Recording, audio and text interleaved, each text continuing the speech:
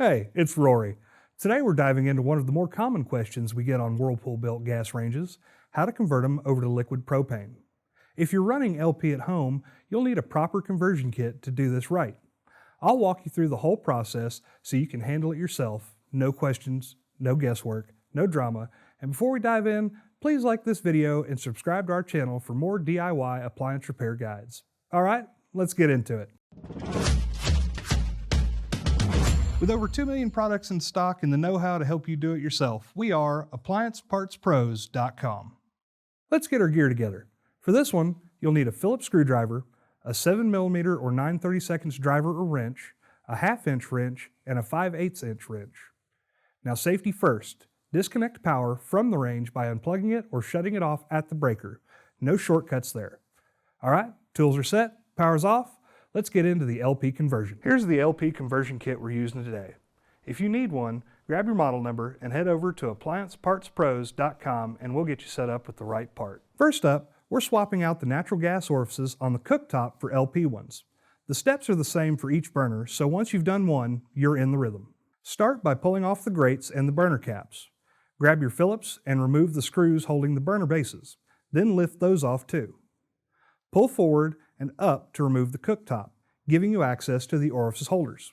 Press the nut driver down over the orifice, twist it counterclockwise, and pull it out. Set the natural gas orifice aside. Don't toss it. The best move is to stick it right back into the cardboard spud holder your LP ones came on. Once you've swapped them all out, toss that holder in a baggie and tape it to the rear panel of the range.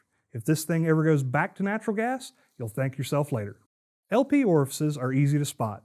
Number stamped, color dotted, and a little groove in the hex. Make sure you're matching the right one to the right burner. Check your model's install guide if you're unsure.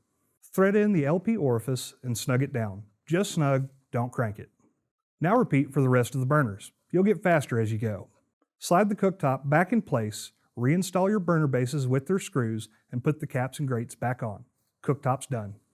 Next we'll show you how to handle converting the pressure regulator. First, pull the range out from the wall. You'll need to shut off the manual gas valve. Most setups have enough flex line for this, but don't assume. Slide it out a few inches and check how much slack you've got before you go yanking on it. For the purpose of giving you a better visual, we've laid the range on its front to better show you the pressure regulator and bake burner orifice, but you'll be going in through the storage or warming drawer. Take out the storage or warming drawer. The regulator's tucked back there along with the base of the bake burner tube. If it's a warming drawer model, you'll need to pop off the access panel to get to it. Once you've got eyes on the regulator, pull off the plastic cap. Grab your 5/8 inch wrench and turn the metal regulator cap counterclockwise to remove it. Don't mess with the spring underneath, just leave it alone. Now flip the cap over. The larger hollow end should face out and the side marked down LP goes toward the regulator. Thread it back in and snug it down. Then snap the plastic cover back on and double check the safety lever on the regulator. It should be flipped up in the open position. If it's not, fix it now, because the oven burners will not get gas if it is closed. That's it for the pressure side. Now let's knock out the oven burners, both bake and broil. Bake first. Look at the base of the bake burner tube. Grab your 1/2 inch wrench and turn the orifice hood down onto the pin about 2 to 2.5 turns. You want it snug and not torqued. Just seat it clean. Once that's set, slide the storage or warming drawer back in. Now the broil burner. It's the same deal, just up top. Pull out the oven rack so you've got space. Find the base of the broil burner tube near the top of the cavity.